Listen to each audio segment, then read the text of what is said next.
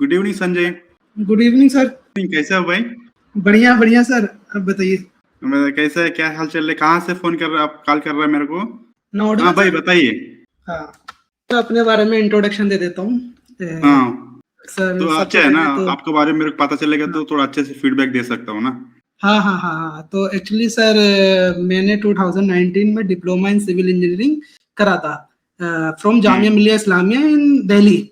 Okay, then उसके हम्म, बाद sir actually क्या हुआ कि कुछ कोरोना का टाइम था, तो सर समहाउ कुछ ऐसा इशू हुआ कि मैंने स्टडी फर्दर कंटिन्यू नहीं करी, बीटेक नहीं करा था। तो 2020 से लेकर 2023 तक मैंने मतलब स्टडी में गैप था मेरा। उस दौरान कोरोना और ये सब आया, लेकिन 2023 के बट उस दौरान मैंने 2 इयर्स मैंने एक जॉब करी थी जो यूएस लोकेटेड कंपनी थी, उसमें एज अ डिजाइन इंजीनियर। तो यूएस का मतलब मैं डिजाइन वगैरह करता था। फिर उसके बाद मैं 2023 में दुबई भी गया था, बट 2 महीने के लिए गया था, तो वहां मुझे जॉब साइट की जॉब मिली थी। ऑलरेडी मैं जब पास आउट हुआ मैंने एक साइट की जॉब करी 1 साल, तो वहां मेरा बहुत ही वर्स्ट एक्सपीरियंस रहा। जब मैंने आपको आज देखा तो each and everything I just मतलब वन बाय वन आपने जो वीडियो में बताया था सब कुछ मैं रिलेट कर रहा था। मेरे साथ सेम यही सिनेरियो था कि वर्किंग आवर्स का सबसे बड़ा इशू, और कभी भी कहीं भी शिफ्ट कर देना। तो उस दिन मैंने डिसाइड किया था कि इस तरह तो लाइफ नहीं कंटिन्यू करनी है, तो मुझे डिजाइन में ही जाना है, किसी भी एनी हाउ किसी भी तरह करके। तो मैं डिजाइन में गया 1 साल बाद, मतलब 1 साल वहां काम किया, वो 2 साल की कॉन्ट्रैक्ट था, मैंने वो छोड़ दी कंपनी। मैंने 2 साल नहीं किया क्योंकि बहुत मेंटली हरास हो चुका था। तो फिर 1.5 साल एक कंपनी में काम करने के बाद देन ये डिसाइड हुआ कि अब कोई कंपनी पकड़ते हैं डिजाइन की। डिजाइन में काम किया तो सैलरी मतलब वो इंडिया में टिपिकल 20,000, जो मतलब कितना इसका 20,000 मिल रहा था मुझको। सो सर फिर देन उसके बाद ये हुआ कि मुझको यहाँ से कहीं बाहर कंट्री देखना चाहिए, तो मैं दुबई गया। तो दुबई गया 2023 की बात है, जनवरी 2023। तो दुबई गया तो वहां भी वो साइट की जॉब मिल गई थी मुझे, बट मैंने वही सेम इशू के साइट पे वर्किंग आवर्स का। खैर ऐसा इशू इतना नहीं था वहां पर, बट मैं साइड में समझ नहीं आ रही थी चीजें कि मतलब किया तो अच्छी सैलरी मिल जाए बहुत, तो कुछ समझ में भी आया सेक्रीफाइसेस करें। तो देन लेटर, और दूसरा एक रिग्रेट था कि मैंने बीटेक नहीं किया है। तो एक ट्रीट किया जाता था उसी तरह के, मतलब आपने बीटेक नहीं किया तो मुझे फिर मैं रिटर्न बैक इंडिया आ गया। तो नाउ मैंने 2023 से 2026 तक मैंने बीटेक अपना कंप्लीट किया। This year my BTech is done in civil engineering. और पैरेलली मैंने ऐसा नहीं किया मैंने बीटेक करा था, पैरेलली में वर्किंग भी था।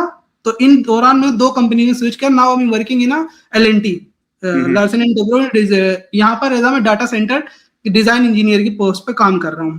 ठीक है, तो यहाँ पर मैं HVAC, इलेक्ट्रिकल एंड मैकेनिकल और सिविल मोस्टली इन सबको देखता हूँ, मतलब डिजाइन वगैरह में ज्यादा नॉट टू मच।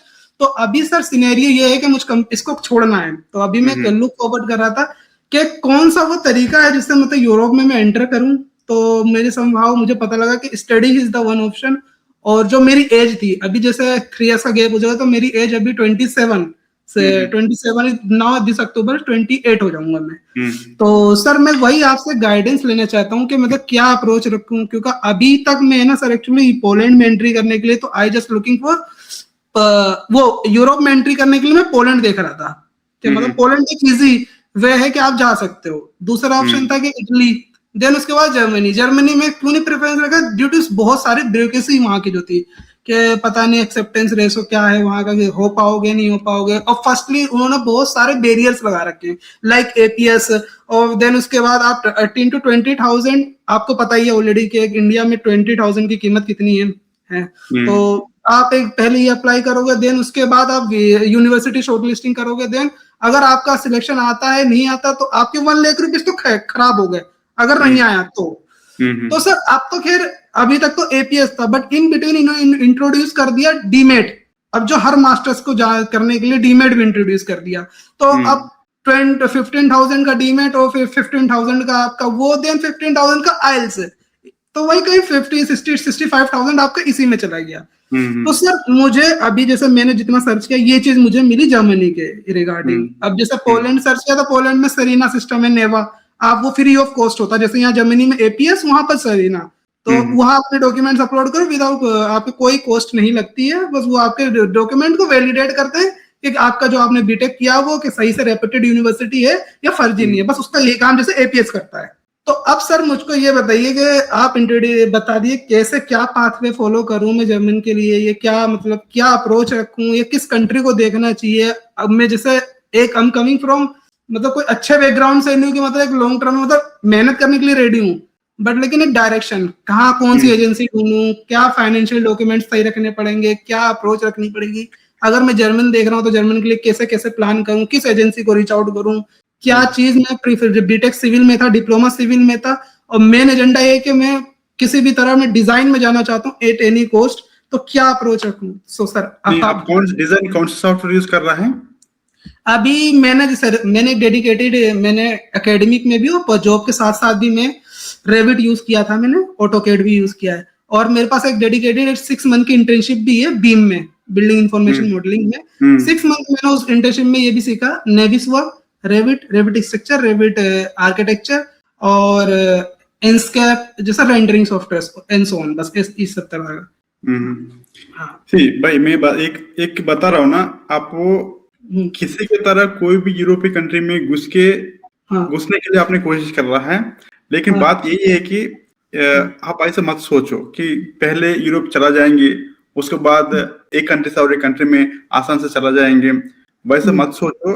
कोई भी एक कंट्री को टारगेट करो, वो एक कंट्री में फोकस करे, क्योंकि मान लो तुमने पोलैंड आया है, पोलैंड आने के बाद में भी वहां से फिर जर्मनी आएगा तो तुम्हारा सिचुएशन सेम ही है। मान लो तुमने पोलैंड का आया है, मास्टर्स खत्म किया, जॉब पकड़ा, 1-2 साल काम किया, उसके बाद फिर दोबारा जर्मनी आना चाह रहा है, तो तुम फिर तुम स्टार्टिंग से ही फिर चालू करना पड़ेगा। और पोलैंड अगर तुमने जाएगा तो वहां पे भी लैंग्वेज की इश्यू रहेगा, क्योंकि तुम्हारा डोमेन जो है लैंग्वेज का इंपॉर्टेंस काफी ज्यादा रहता है। पहले यूरोपियन कंट्री में आने के सोच रहा है तो पहले तुमने कंट्री चूज करना है।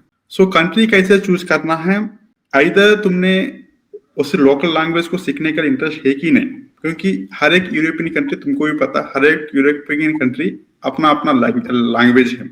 इटली जाता है तो इटली चाहिए तुमको, फ्रांस जाता है तो फ्रेंच चाहिए, जर्मनी आता है तो जर्मन चाहिए।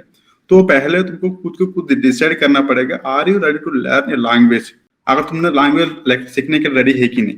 अगर लैंग्वेज सीखना है तो कौन सा लैंग्वेज तुमको आसान लग रहा है सीखने के लिए, वो पहले डिसाइड हो जाओ, क्योंकि तुम्हारा जो डोमाइन है ना, स्किल से ज्यादा लैंग्वेज का इंपॉर्टेंस बढ़ जाता है।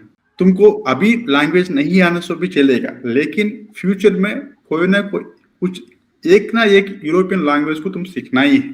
तुम पहले वो डिसाइड करो कि which language I am going to learn. X language आसान से सीख सकता है कि नहीं सीख सकता है ना। तुमको पहले लैंग्वेज का क्लैरिटी ले लो, है ना। लैंग्वेज क्लैरिटी लेने के बाद कंट्री को फिक्स करो, क्योंकि ये जो है ना तुम्हारा जो नेक्स्ट जर्नी कैसे रहता है, एटलीस्ट 5 years लॉन्ग जर्नी रहेगा। मतलब तुमने जर्मनी आया है, यू थिंक कि जर्मनी आके यहाँ पर सेटल होके पीआर लेके उसके बाद सिटीजनशिप आने के बाद दूसरा कंट्री को मूव होने के सोचने के। फॉर एग्जाम्पल तुमने पोलैंड जाना चाह रहा है, that means you are going to stay in Poland for next 5 years। अगर तुम नेक्स्ट 5 years वहां पर रहना है, नेक्स्ट 5 years वहां पर सेटल होना है, पोलैंड के पासपोर्ट लेना है, उसके बाद ही तुमने दूसरा कंट्री को प्लान करने के लिए सोचना है, क्योंकि दैट्स वे में तुम्हारे एनर्जीज जो है राइट डायरेक्शन में इन्वेस्ट किया जाता है। अगर मान लो तुमने 2 साल पोलैंड गया है, फिर 2 साल टाइम वेस्ट किया है, उसके बाद जर्मनी आया, फिर जर्मनी में 5 साल इन्वेस्ट किया है, तो ऑलमोस्ट 5 से 7 से तुम्हारे यहाँ पर टाइम गुजर जाएगा पासपोर्ट लेने तक। क्योंकि जब तक तुमको सिटीजनशिप, जब तक तुमको पीआर नहीं आता है, तुम्हारा लाइफ यूरोपियन कंट्रीज में काफी अनसर्टेनिटी रहता है। तो मेरा गाइडेंस यही है कि पहले तुमने सोचो कि कौन सा यूरोपियन लैंग्वेज तुम आसान से सीख सकता है, उसी that is your turning point.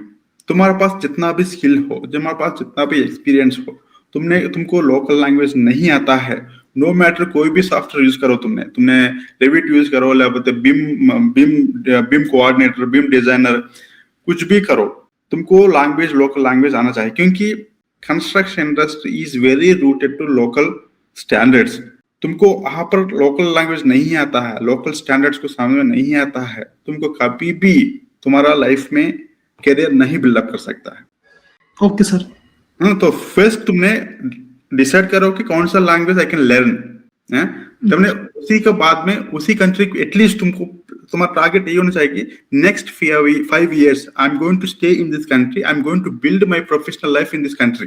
Okay sir. तुमको एक एडवांटेज है, वही है डेटा सेंटर एक्सपीरियंस। तुमको उसमें फोकस ज्यादा करो, ट्राई टू लर्न। तुमको अभी बताया कि तुम एमयूपी के ऊपर में भी नॉलेज है, that is going to be greatest advantage to you to get full time job है। सो तुमने क्या करना है, ये डेटा सेंटर के ऊपर में ही फोकस करो, डेटा सेंटर के ऊपर में फोकस करके इसी के ऊपर में कुछ सर्टिफिकेट बनाओ।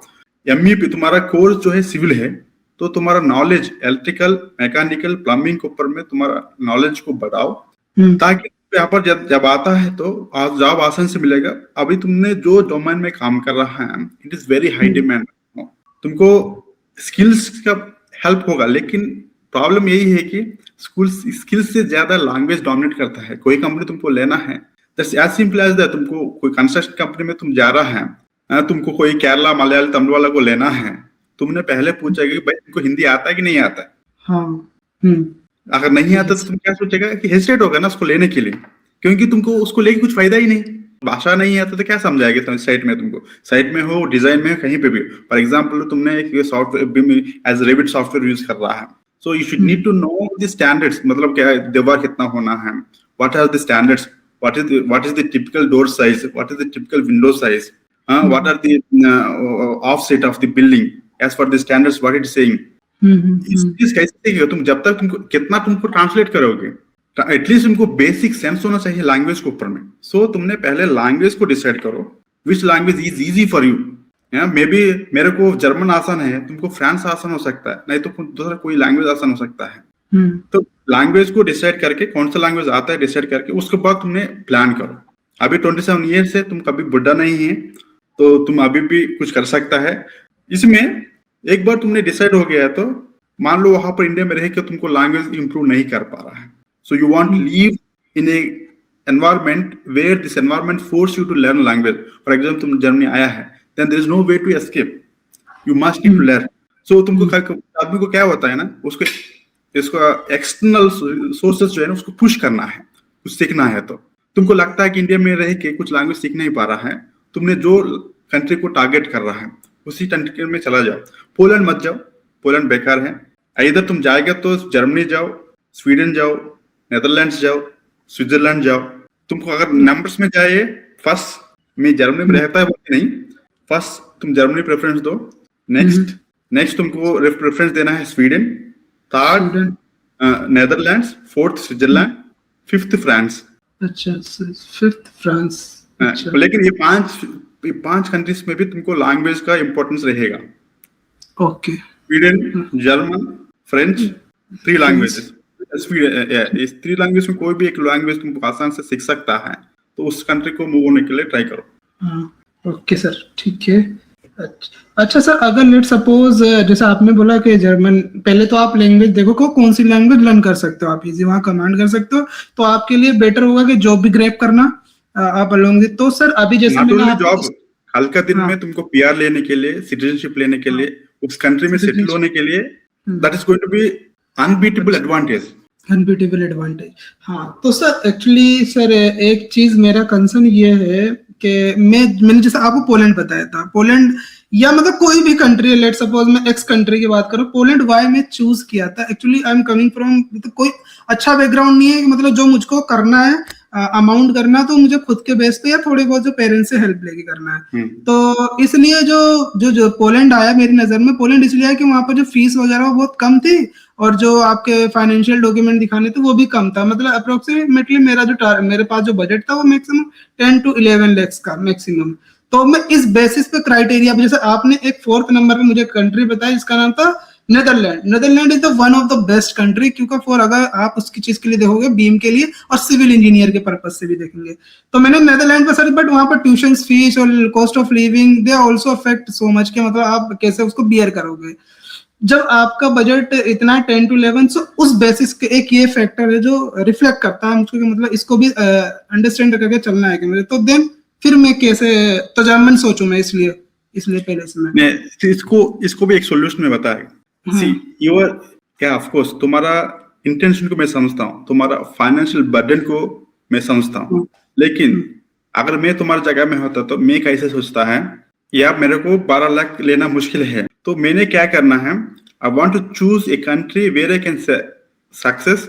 तुमको दूसरा तरीका ढूंढना है कि if I go in this country, how I can compensate, how I can do a part time job, how I can do work student job, is there any way to increase my money gaining potential, कहीं पे कुछ source है क्या, तुमको उसमें focus करो। या तुम डोंट फोकस कि आज के दिन में तुम्हारे पास 15 लाख है, 12 लाख है, लेकिन तुम, मैं बता रहा हूँ, वो 12 लाख इज एनफ, तुम अच्छे से प्लान करे, लेकिन पहले बार तुमको ब्लैक अकाउंट दिखाना पड़ेगा। वो ब्लैक अकाउंट के 13 लाख चाहिए, बैंक लोन लो, तुम्हारा बिम के ऊपर में फोकस करो, बिम में एक सर्टिफिकेशन लो, जर्मनी आओ, एज ए वर्किंग स्टूडेंट इधर आके वर्किंग स्टूडेंट जॉब पकड़ने के लिए कोशिश करो। वर्किंग स्टूडेंट जॉब पकड़ने के लिए तुमको क्या चाहिए, पोर्टफोलियो चाहिए। तुम इंडिया में ही रह के एक्सपीरियंस बढ़ाओ, सर्टिफिकेशन गेन करो, पोर्टफोलियो बनाओ, फोकस करो। जर्मन और नेदरलैंड्स कंट्री क्या एक्सपेक्ट कर रहा है तुमसे, तुम उस स्किल्स को इंप्रूव करो, पोर्टफोलियो में शो ऑफ करो, try to get a part time job. Okay sir, that way better होगा। तुमने अभी कल आज के दिन में तुम देख रहा है कि ठीक है मैं एफर्ट नहीं कर सकता है, लेकिन कल के दिन में तुम्हारा पोटेंशियल तुमको पता नहीं, one job can change your life. Yes sir, definitely. एक सोच तुम्हारी जिंदगी को बर्बाद भी कर सकता है। That is so called Poland, because तुम ये कंट्री को मूव होना, एक कंट्री में इंटीग्रेट होना, it's not easy task, it's very difficult. वहां पर जाके सेटल होकर फिर वहां से फिर दूसरा कंट्री में आना, दूसरे कंट्री में सेटल होना, इट्स नॉट इजी टास्क। तो इससे अच्छा है कि पहले से अच्छे से प्लान करो। 4-5 लाख, 6 लाख, 7 लाख का जगह में तुम पीछे हटके तुम्हारा 4-5 साल का करियर को बर्बाद मत करो। उससे अच्छा how I can, for example, how I can increase my potential, what are the skills I can learn which help me to increase my income potential, वो तुम सोचना है। बिकॉज क्योंकि तुमने पता ना, country is very utmost important for you. कैसे settle होना है, आगे कैसे सक्सेस होना है, उसके बारे में सोचो। क्योंकि you are very matured, you are not a fresher, you are not a 21-22 years guy, 27 years, तुमको पता है, मेच्योरिटी लेवल आ चुका है, you know what is right. अभी तक तुमने काफी रिसर्च किया है, काफी सोच रहा है, तुमने दुबई भी गया है, दुबई में काम किया है, इंडिया में भी काम किया है, you know how the world works. तो तुम इतना थोड़ा बहुत तुमको जान के भी तुमको फिर मिस्टेक मत करो थोड़ा सा फाइनेंशियल के स्ट्रक्चर में, because one opportunity can change you. तुमको 5 लाख 6 लाख यार इंडियन करेंसी में काफी ज्यादा है, I can completely agree. Below middle class family से हूँ, I know the financial struggles, लेकिन उस डर को think that what is the alternative, not like choosing a different country, because choosing a different country that means you are going to start from the scratch. Yes sir, yes sir, definitely. जाने के बाद भी you have to learn Polish. That is, there is no exemption for it. हाँ sir, दूसरा question है, let suppose sir मैं German अगर मैं लुक करता हूँ 27 इनटेक के लिए प्रिपेयर कर रहा हूँ, मैंने दिस ईयर मैंने जानबूझ के नहीं दिया, लेकिन अब मुझे रियलाइज हो रहा है कि क्या पता इसी साल अप्लाई करता तो क्या पता डीमेट भी ना देना पड़ता मुझको। सोच के डर के टाइम को बर्बाद मत कर। हाँ, जैसे आपने वीडियो में बताया था कि आपने 2-3 साल सोच के ही कितने साल आपने ऐसे खराब कर दिया। मैंने सही से देखी sir video, each and everything I note down sir, क्योंकि आप बिल्कुल रिलेट किया था आपसे। हाँ, तो सर जैसे, और वैसे भी सर ये खैर अब तो जो हो गया वो तो चीज अलग बात है। अब नाउ आगे देखते हैं कि इसमें क्या कर सकते हैं। तो सर अगर मैं जर्मनी को देखता हूँ तो मैं 27 के लिए एलिजिबल हूँ, तो मैं अपनी सर जैसे परसेंटेज मेरी डिप्लोमा में 77% थी, और बीटेक में मेरी अभी जो परसेंटेज आई है, रिजल्ट आ चुका है, तो बीटेक में मेरे 73% है। तो सर मैं एलिजिबल हूँ एडमिशन के लिए, मतलब परसेंटेज ना। सी ग्रेड्स तुम्हारा पब्लिक यूनिवर्सिटी में एडमिशन के लिए ग्रेड्स ऐसे इंपॉर्टेंट है, क्योंकि अच्छा ग्रेड रहेगा तुम्हारा प्रोबेबिलिटी को इंक्रीज करेगा, there is no doubt about it. लेकिन ग्रेड्स एक ही क्राइटेरिया नहीं है। हाँ। तुमने जब तुमको low grade, for example now तुम्हारा पास may be I think may be 7.5 CGPA, तो मे बी आई थिंक ना, सो तुम क्या करना है, तुम्हारा एक्सपीरियंस और तुमने जो कोर्स चूज कर रहा है उस कोर्स को क्रेडिट मैच बोलता है, ज्यादा क्रेडिट मैच होना है। तुमको ज्यादा क्रेडिट मैच होगा, मतलब तुम्हारे बैचलर्स और मास्टर्स में जो कोर्स तुम सेलेक्ट कर रहा है, अगर क्रेडिट मैचिंग ज्यादा है, तुमको एक्सेप्टेंस ज्यादा रहता है, तो तुम लो क्रेडिट जब रहता है तो तुम हाई क्रेडिट मैच होना कोर्स को सेलेक्ट करना है। Second, semi urban rural area में जो यूनिवर्सिटी रहता है उस यूनिवर्सिटी को ज्यादा प्रेफरेंस देना। Don't run behind ranking. Top 10 universities में जाने के लिए, टॉप 5 यूनिवर्सिटी में जाने के लिए कोशिश मत करो, या तुम ट्राई करो लेकिन उसी के पीछे पड़ा रह मत। मतलब फॉर एग्जांपल यूनिवर्सिटीज जर्मनी में, तुमने जर्मनी को 10 यूनिवर्सिटीज फोकस कर रहा है, तो 10 यूनिवर्सिटीज फोकस कर रहा है तो एटलीस्ट 2 यूनिवर्सिटीज तुम्हारा जो तुम सोच रहा है टॉप 10 यूनिवर्सिटीज उस यूनिवर्सिटी में रखो, बाकी 8 जो है सेमी अर्बन रूरल एरिया में जो यूनिवर्सिटीज है उसी में फोकस करो। प्लस जब तुमने मोटिवेशनल लेटर लिखेगा, चैट जीपीटी को एज ए रेफरेंस ड्राफ्ट करने के लिए यूज करो, लेकिन सारे के सारे चैट जीपीटी ऊपर रिलाई मत हो। That means give me a motivational letter और give me a cover letter for this university, तुमको इतना दे देगा, लेकिन don't use that. You use this as a draft and align yourself to the specific course. Why do you want to do this course? What kind of skills you are going to gain? And how you are going to use this skill for your job. Yeah, what you are going to do after masters. Use your own emotions in the motivation letter. Motivation letter is very important for your acceptancy in the university as well as for the visa approval.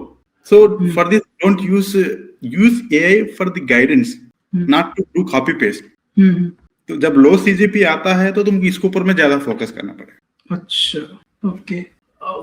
तो sir जैसे अभी जैसे BTech तो मेरी civil से, diploma में civil से, तो अभी मैं कोर्स चूज करने के लिए कहाँ कैसे, मतलब कोई वेबसाइट है जहाँ पर मतलब यूनिवर्सिटी की कैसे कोई वेबसाइट है जहाँ से मैं मतलब यूनिवर्सिटी फाइंड आउट कर सकता हूँ कि क्या कैसे? डैड, अच्छा, आई थिंक मैं चैट में शेयर करता हूँ मोमेंट। डैड, यू नो, एक वेबसाइट है simple dad international programs. I will share your link in the chat this moment. ये एक वेबसाइट है, वेरी जेन्युइन, लेजिटिमेट। तुमको कोई कंसल्टेंसी नहीं चाहिए, तुमको कोई किसी का हेल्प नहीं चाहिए, you can alone apply. I will share in the chat. Are you able to see the link in chat? Yes sir, okay. इस लिंक को यूज करके तुमने हर एक यूनिवर्सिटी के बारे में, हर एक कोर्स के बारे में डिटेल इंफॉर्मेशन, कैसे अप्लाई करना है, क्या करना है, हर एक चीज उसमें रहेगा। अच्छा, तो मतलब अप्लाई ऑन योर ओन, खुद ही से अप्लाई करें, खुद से अप्लाई कर सकते हैं, खुद से अप्लाई करो। तो तुमने जो कंसल्टेंसी को देना चाह रहा है वो मनी को कोई लैंग्वेज में, नहीं तो सर्टिफिकेशन में, आईएलटीएस एग्जाम देने के लिए, नहीं तो एपीएस सर्टिफिकेशन के लिए यूज करो। अच्छा, ठीक। सर अगर एक बार जैसे मैं स्क्रीन शेयर करके एक बार दिखा सकता हूँ सर इसको? हाँ, शेयर करो। हाँ, let's suppose share screen. Sir share हो गई स्क्रीन? मोमेंट, या टू शेयर, या ओके। सो जैसे सर मैं मास्टर्स पे सिलेक्ट करके मास्टर्स, देन उसके बाद select program English only, then इसमें engineering in science, okay, then search, okay. यहाँ पर काफी सारा क्वेश्चन रहता है। यहाँ पर तुम कोर्स टाइप जो है ना, कोर्स टाइप, सब्जेक्ट टाइप्स, ये सारे सेलेक्ट करके, अच्छा, you have to invest certain time in this, you know. So यहाँ पर तुमको जब फॉर एग्जांपल कोई भी क्लिक करो, advance architecture from urban design and to buildings, या सेलेक्ट दिस वन। सो यहाँ पर तुमको क्लियर डिटेल्स रहेगा। सो रिक्वायरमेंट्स क्या है, रजिस्ट्रेशंस क्या है, कॉस्ट क्या है, यूनिवर्सिटी का डिटेल्स, सारे के सारे इसमें इस पेज में रहता है। तुमको लास्ट में इस यूनिवर्सिटी का पेज भी रहता है, उस यूनिवर्सिटी में जाके वहां पर कैसे करना है वो भी रहेगा। गो डाउन, या तुम वहां पर ऊपर में जाओ एक बार, नहीं ऊपर में एकदम टॉप, ये देखना है, वो देखो requirements, registration about the university, you can click requirement, हाँ क्लिक कर रिक्वायरमेंट, उसमें रहेगा। देखो वहां पर एकेडमिक रिक्वायरमेंट्स क्या है, ये सारे डिटेल्स में तो मेंशन करेगा इधर। अगर इसको तुम्हारा प्रोफाइल का अलाइन करना पड़ेगा, इसके अकॉर्डिंग तुमको चेक करना है कि हाउ लैंग्वेज रिक्वायरमेंट्स क्या है, आईएलटीएस कितना स्कोर चाहिए इसमें, इस रिक्वायरमेंट्स को फुलफिल करके तुम्हारा एप्लीकेशन को करना है। अच्छा, ये सबसे बेस्ट वेबसाइट है, एक ही वेबसाइट एनफ है तुमको। इस वेबसाइट में जो भी इंफॉर्मेशन तुमको मिलेगा वेरी लेजिटिमेट है। तो सर अभी जो मैंने एक रोड मैप बनाया है सर, अभी नाउ आई एम वर्किंग, मैं अपनी आइल्स पे काम कर रहा हूँ और आई जस्ट प्लान कि मुझे सितंबर लास्ट तक मुझे आइल्स सबमिट देना है मुझको। फर्स्ट स्ट्रेटजी मेरी ये है कि मुझको आइल्स देना दिस सितंबर, और सितंबर में ही मेरा ये भी डीमेट भी देना पड़ेगा। तो सब जैसे मैंने ये प्लान किया है कि मुझको इस ईयर मुझे लास्ट सितंबर तक मुझे आइल्स देना है, प्लस इसमें अब डीमेट भी इंट्रोड्यूस हो गया तो डीमेट भी मुझको देना पड़ेगा। तो ये 26 सितंबर को है एग्जाम, 12th को रिजल्ट आ जाएगा, 12 अक्टूबर को। तो सर डीमेट में तो क्लियरली ये मेंशन है कि अपकमिंग इंटर जो इनटेक आएगा उसके लिए आपको जो इंजीनियरिंग बैकग्राउंड से सिविल से उन सबको ही देना पड़ेगा डीमेट के, है ना? हाँ, तो मतलब मुझे ये है कि इसी बार दूं सर एग्जाम या वेट करूं, ये मतलब अगली बार जो अगली डेट आए जब दूं? अच्छा, इस बार जो आएगा दे दूं, ठीक है। तुमने क्या करना है नाउ यू आर ने 2020 अभी मान लो तुम्हारा प्लान कैसे रहने की मैं बता दूं। नाउ यू आर ने जुलाई, है ना? Take 2 months time, IELTS 2 to 3 months। पता नहीं तुम्हारा IELTS का कितना है कॉन्फिडेंस, तुम्हारा इंग्लिश प्रोफिशिएंसी कैसा है, क्योंकि नॉर्मल इंग्लिश अलग है, IELTS एग्जाम देना अलग है। मैं काफी आदमी को देखा, they are very good at English but they are not able to get a very good band score in the IELTS exam, क्योंकि IELTS इंग्लिश बात करना अलग है, लेकिन एक एग्जाम कंडीशंस में बैठ के एग्जाम लिख के अच्छा ग्रेड को लेना अच्छा अलग बात है। मान लो तुमको at least 2 to 3 months unnecessary rush मत हो, क्योंकि हर एक टाइम तुमको 18,000 पे करना पड़ेगा। एक ही बार तुम जा रहा है तो कॉन्फिडेंटली जाओ। Take now it's July, so take 3 months of time for the preparation APS certification, और जो तुमने IELTS प्रिपरेशन, ये सब के लिए 3 months टाइम लो। 3 months में APS सर्टिफिकेशन और IELTS दोनों प्रिपेयर करो। जैसे तुमको 3 to 4 मॉक एग्जाम्स में एटलीस्ट तुमको अबव 6.5 बैंड स्कोर आता है तो तुम IELTS एग्जाम दो, ताकि डैम श्योर तुमको IELTS को तुमने जो एटलीस्ट 6 एक्सपेक्ट कर रहा है वो बैंड स्कोर आ सकता है। अभी अगस्त, सितंबर, अक्टूबर, by the end of the October you are going to write an exam. तुमने जैसा IELTS सर्टिफिकेट APS आ गया, स्टार्टिंग नवंबर से अप्लाई करना चालू करो यूनिवर्सिटी को समर इनटेक के लिए। Don't wait for the winter intake. Summer intake मार्च 15 है, जनवरी 15 मैक्सिमम यूनिवर्सिटी को कट ऑफ रहेगा, तो जनवरी 15 के अंदर में तुमको जितना यूनिवर्सिटी को अप्लाई करना है उतनी यूनिवर्सिटीज को अप्लाई कर लो।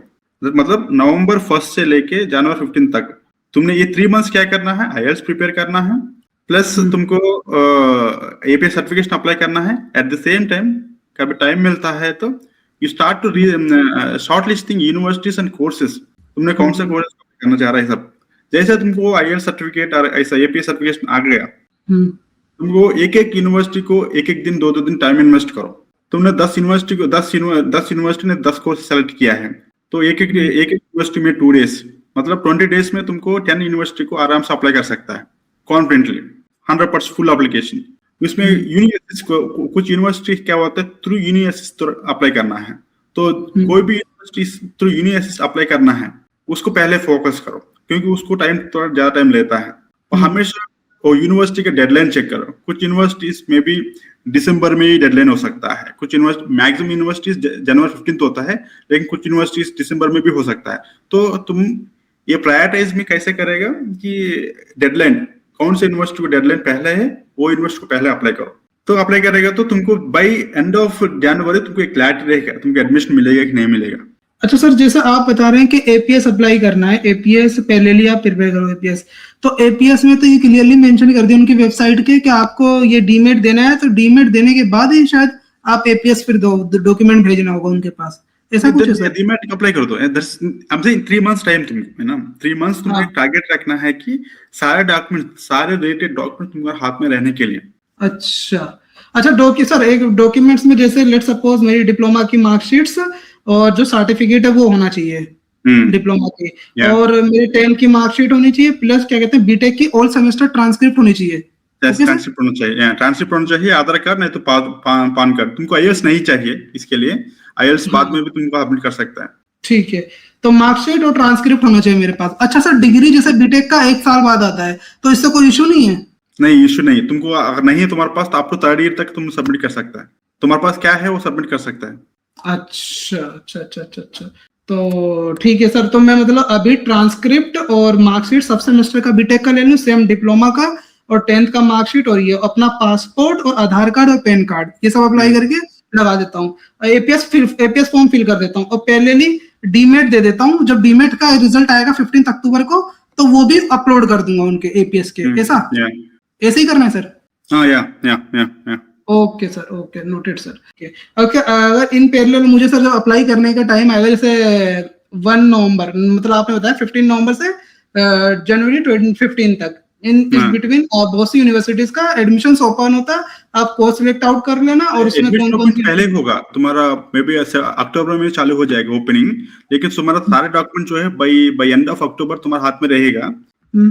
तुम क्या करना है ना, इस 3 मंथ्स में जब भी टाइम मिलता है, अभी तुमको जो वेबसाइट शेयर किया था डैड, इस वेबसाइट में सम कोर्सेज को शॉर्टलिस्ट करना चालू करो। उसमें मेंशन करेगा क्लियरली तुमने कब एडमिशन को अप्लाई कर सकता है, what is the deadline. But ये है कि मेक श्योर कि आप इन 3 मंथ्स में आईएलटीएस प्लस अपना एपीएस कंप्लीट रखो अपने हाथ में डॉक्यूमेंट्स, और अभी पहले चालू कर दो अपना कोर्स सिलेक्टिंग, कौन सा आपका कोर्स लेना है, आपको सिलेक्ट करना है। अच्छा। तो सर जैसे आप वीडियो में बता रहे थे सस्टेनेबिलिटी बता रहे थे आप कुछ, कि आपने उससे मास्टर्स किया है ना? तो आपके हिसाब से मुझको मतलब क्या लगता है कि मतलब किस उसमें जाना चाहिए, कि मतलब अगर जैसे मेरा प्रेफरेंस टू बी ऑनेस्ट मेरा डिजाइन की तरफ ज्यादा वो है कि मुझे इन फ्यूचर मुझे डिजाइन में काम मिल जाए, तो मैं किस कोर्स को ज्यादा प्रेफरेंस दूं? जैसे मेरे पास ऑलरेडी आया है पोर्टफोलियो, मैंने बीम में बना रखा है, 99 पेजेस का पोर्टफोलियो मेरे पास है, तो वो भी मेरे पास ऑलरेडी एक रखा हुआ है। तो मतलब किस चीज पे जब मुझे कल इन फ्यूचर में जर्मनी में अपने आप को जब मैं लैंग्वेज बिल्ड कर रहा हूँ पैरेलली, जब वहां पहुंचने के बाद भी और अभी भी थोड़ा जब ये सब काम हो जाएगा, तो और मैं डिजाइन को ही टारगेट करूं, तो मेरे क्या अप्रोच होनी चाहिए और क्या मतलब इसमें करना चाहिए, कौन सा कोर्स मास्टर्स में सिलेक्ट करूं जो मुझे एज दे अपार्ट फ्रॉम सबसे बता रहे ना, तुम जब कोर्स सेलेक्ट कर रहा है तो तुमने हमेशा हर एक कोर्स कंटेंट को देखना है। ओके, कंटेंट वहां पर क्या होता है, एक हैंडबुक बोल के रहता है, वो हैंडबुक में क्लियरली मेंशन करेगा what they are going to teach you, कौन सा software tools they are going to use in this course, वो मेंशन करेगा। अगर वो कोर्स कंटेंट तुम्हारे एस्पिरेशंस को अलाइन है तो उसी कोर्स को तुम सेलेक्ट करो। मैंने अभी आज के दिन अभी मैं बोल नहीं सकता हूँ कौन ये कोर्स ले लो वो कोर्स ले लो, तुमको खुद डिसाइड करना है by seeing the course content. तुम्हारा 2 टारगेट होना चाहिए, एक तुम्हारा एक्सपेक्टेशन, मतलब तुमने जो सॉफ्टवेयर में ऊपर में काम करना चाह रहा है, जो फील्ड में तुमने करियर बिल्ड करना चाह रहा है, उसी फील्ड का कुछ ना कुछ रिलेवेंट इंफॉर्मेशन, रिलेवेंट नॉलेज इस कोर्स में अगर सिखा रहा है तुमको, उस कोर्स को सेलेक्ट करना है। एट द सेम टाइम वो स्मार्ट कोर्स जो तुमने कर रहा है, it has to be easy. तुमने एक very fancy very technical course तुमने लिया है, कल के दिन में तुम्हें मास्टर खत्म करने के लिए भी दिक्कत हो गया, तो भी देन तुमने उसके ऊपर में 3 साल 4 साल वेस्ट किया है वो मास्टर खत्म करने के लिए, वो भी फायदा नहीं। तुमने एक तरीका से इजीली खत्म करना है। सेकंड थिंग, वो जब पढ़ाई कर रहा है, वो पढ़ाई में भी तुमको कुछ ना कुछ नॉलेज गेन करना चाहिए बाद में फ्यूचर में। अभी फॉर एग्जाम्पल बिम में यूज कर रहा है, तो तुमने सोचना है कि कोर्स में रेविट यूज कर रहा है कि नहीं। कुछ क्या होता है ना, फॉर एग्जाम्पल इन केस मैंने सस्टेनेबल बिलिंग्स किया था, तो हमने जब मास्टर्स किया था तो उसमें रेविट यूज किया था, टिजनबल यूज किया था, वन क्लिक एलसी यूज किया था। तो ऐसे तुम सोचना है कि कौन सा सॉफ्टवेयर, कौन सा टूल्स उस कोर्स में यूज करने वाला है। अगर उसी में अगर तुम्हारा इंटरेस्ट है तो तुमने आगे बढ़ सकते है ना। ओके सर, समझ गया, मैं समझ गया।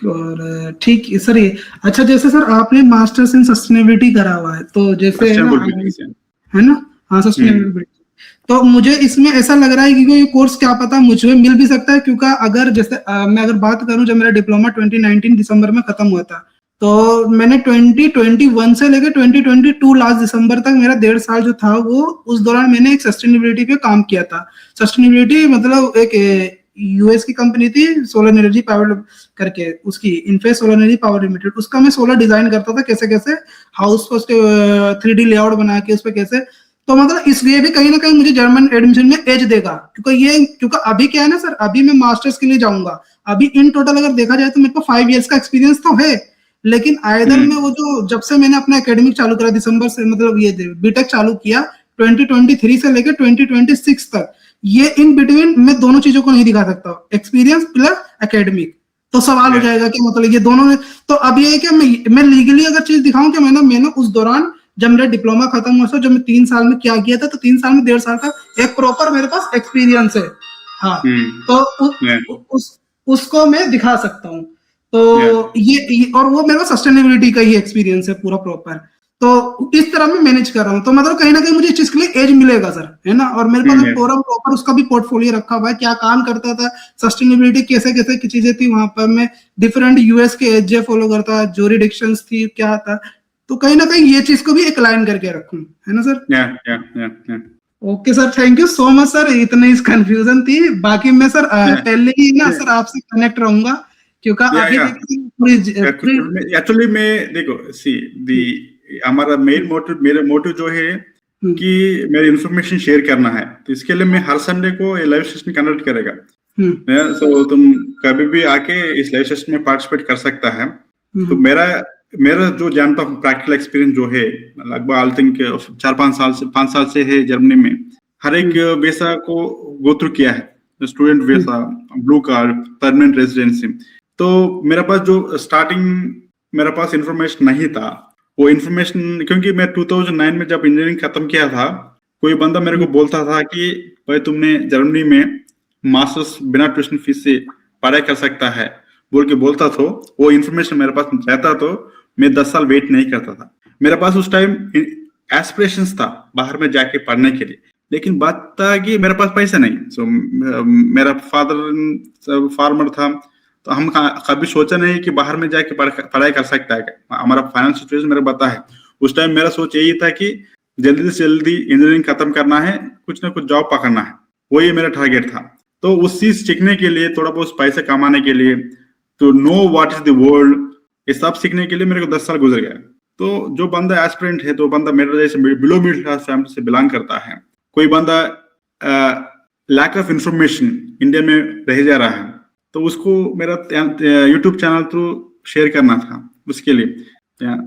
अच्छा, क्योंकि सर मैं भी बहुत दिन से सर्च कर रहा था, तो मुझे आपका चैनल मिला, तो मतलब मैंने देखा कि एक्चुअली सबसे ज्यादा रिलेट क्या हुआ ना, मैंने यूट्यूब में मोर देन 100 यूट्यूब चैनल्स थे, सबको सब्सक्राइब किया था क्योंकि जिस तरफ जाना है उसे कैसे भी करके।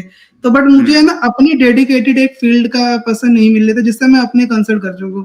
और इसमें सिनेरी ये भी था कि मतलब सिविल इंजीनियरिंग की जो आपने चीजें बताई वो सबको पता है, हर कोई जानता है सिविल इंजीनियरिंग इंडिया में वर्क कल्चर क्या है, क्योंकि मैं ऑलरेडी 5 इयर्स इस चीज से गो थ्रू हो चुका हूँ, तो मुझे पता है। क्योंकि मैं सर जैसे अभी मैं यहाँ वर्किंग हूँ LNT में, तो मैं डिजाइन में हूँ, तो मैं 5 डे वर्किंग है, मेरा सब कुछ बेटर है, बट वही सैलरी स्टक हो गया है। क्योंकि मैंने मतलब जब मेरी स्टार्टिंग हुई थी 1 साल जब काम किया था, तो वही डिसाइड कर लिया था कि मैं नई साइट पे कर पाऊंगा, वो मेरी बॉडी अलाउ नहीं कर पाती और इतना ज्यादा मैं नहीं कर पाऊंगा, क्योंकि 12 आवर्स, कभी कभी समटाइम 15-16 आवर्स टाइम का पता ही नहीं है।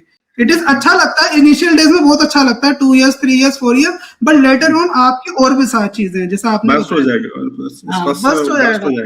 हाँ, तो सर यही है कि मैं काम करता हूँ, जैसे आपने चीजें बताई मैंने नोट डाउन कर भी लिए कि मेरा 3 मंथ्स का प्लान यही होना चाहिए कि आइल्स पे फोकस करूं, डीमेट के लिए अभी अप्लाई कर दूं, और सितंबर में एग्जाम दूं 26 सितंबर को, और पहले ही इसका APS भी फॉर्म फिल कर देता हूँ। ठीक है, जब डीमेट का दूंगा, जब रिजल्ट आएगा तो वो भी अपलोड कर दूंगा APS में।